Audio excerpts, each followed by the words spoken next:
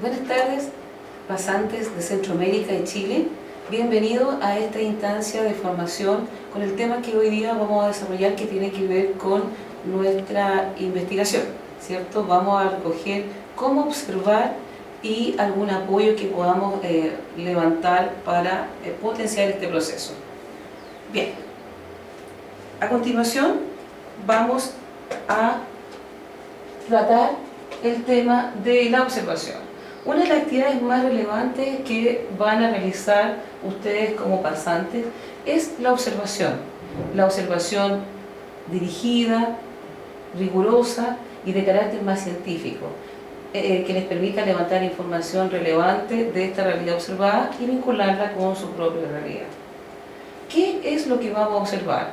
Vamos a observar determinados comportamientos, prácticas y las conversaciones que acompañan estas prácticas. Sin embargo, es importante tener presente que esta observación que estamos realizando está de alguna manera dirigida por nuestras creencias, representaciones y conocimientos de nuestra realidad. Las creencias son un campo de convicciones, ¿cierto?, que tenemos, que influyen en relación a cómo percibimos la realidad. Por lo tanto, es muy importante que a la hora de observar nos hagamos cargo que tenemos ideas, creencias y representaciones de la realidad que es educativa en este caso. Esto es importante porque al momento de observar otra realidad tenemos que tener consciente que tenemos creencias, que tenemos ideas y que tenemos conocimientos que van a determinar esta observación. De manera de que no presentemos prejuicios frente a lo que estamos observando. Algunas premisas de la observación. El proceso de observación en la idea de una experiencia de aprendizaje, como es la pasantía, tiene elementos relevantes que distinguir. Una cosa es la realidad y otra es la percepción que el cerebro tiene sobre eso que ve. Esto es muy determinado con el punto que veíamos antes, las creencias, las representaciones y los conocimientos. Por lo tanto, la realidad absolutamente objetiva no existe. Sin embargo, la podemos hacer objetiva en la medida en que vamos racionalizando, ¿cierto?, los elementos que vamos observando y dejamos explícitamente presente que tenemos ideas preconcebidas frente a esta realidad. Otro momento importante a tener en cuenta a la hora de hacer observación de carácter científico es que es una actividad que requiere al menos 3 condiciones: preparación de la observación, realización de la observación y un tiempo posterior de observación.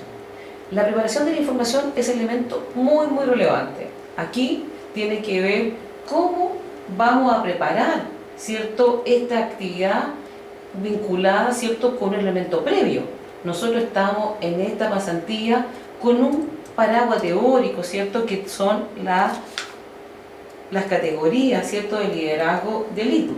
Por lo tanto, nuestra observación va a estar siempre vinculada a estas categorías. Hemos seleccionado una de ellas, ¿cierto?, es como establecer direcciones, rediseñar la organización, desarrollar personas o gestionar la instrucción, enseñanza y aprendizaje en la escuela.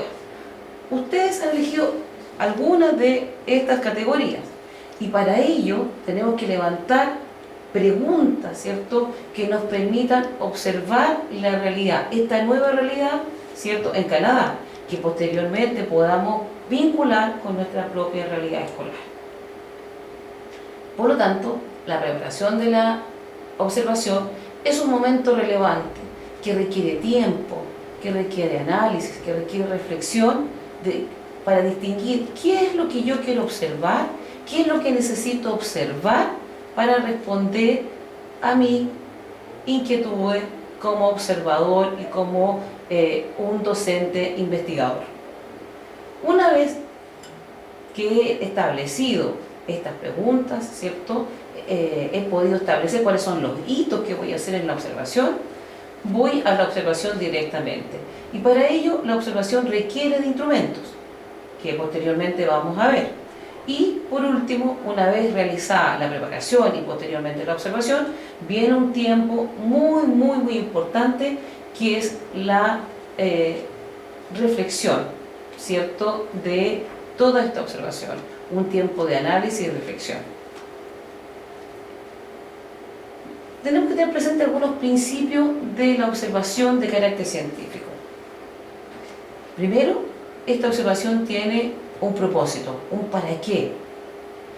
¿Por qué y para qué deseo mirar esta realidad? ¿Qué quiero averiguar? ¿Qué quiero saber que me permita iluminar mi práctica específica?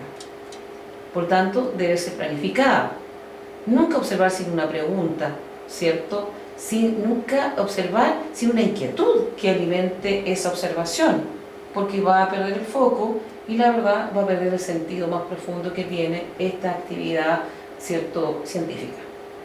Debe ser llevada por escrito. Por lo tanto, debe tener un control cuidadoso de la observación. Esto indica que tiene que tener fecha en la cual hice esta observación, la hora, el lugar, la persona o las personas con las cuales yo he establecido este diálogo, ¿cierto? Y me ha permitido levantar información. De manera que posteriormente yo pueda ir mirando y releyendo toda esta bitácora de control para ir levantando información relevante. El día 1 va a tener algunas inquietudes que van a ser distintas al día 12 o el día 13, porque ya tendré en mi práctica un conocimiento que me ha preparado para tener una mirada más aguda y específica de observación.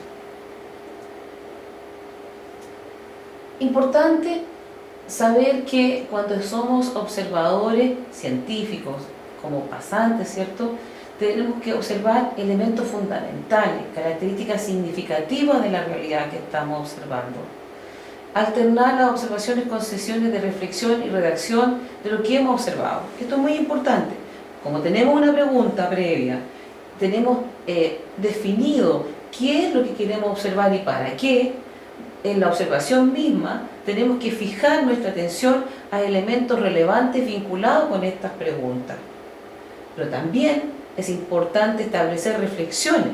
Una vez que yo voy leyendo, una vez que yo voy recogiendo esta observación y la voy escribiendo, tengo que tener un momento posterior de reflexión, donde voy a hacer nuevas anotaciones que van a surgir, ¿cierto?, de este trabajo, ¿cierto?, de crítico de la realidad, de reflexiones y de este nuevo momento, ¿cierto?, en que voy a vincular mi realidad con la realidad observada. Es muy importante no sacar conclusiones precipitadamente.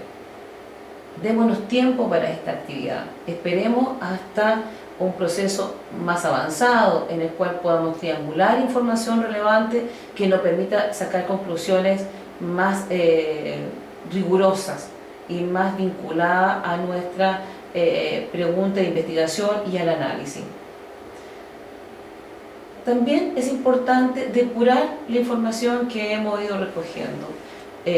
A pesar de que tengamos una pregunta de investigación, a pesar de que tengamos foco, a pesar de que la realidad que estamos observando es una realidad significativa y tremendamente importante para nuestro trabajo de investigación, siempre vamos a recoger información que no es del total relevante. Por lo tanto, tenemos que realizar un trabajo de depuración, un trabajo de selección de aquellos elementos profundamente relevantes de aquellas que pueden ser desechadas. Bien, el registro de campo es la herramienta que nos va a permitir almacenar y recoger información y su posterior reflexión. ¿Qué datos debemos recoger?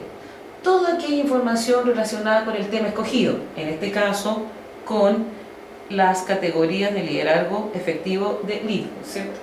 Toda aquella información que podamos observar en nuestra realidad, ¿cierto?, como pasante, y también toda aquella información relevante en nuestra propia práctica, ¿cierto?, como docente, que nos ayude entonces a focalizar el análisis y la investigación.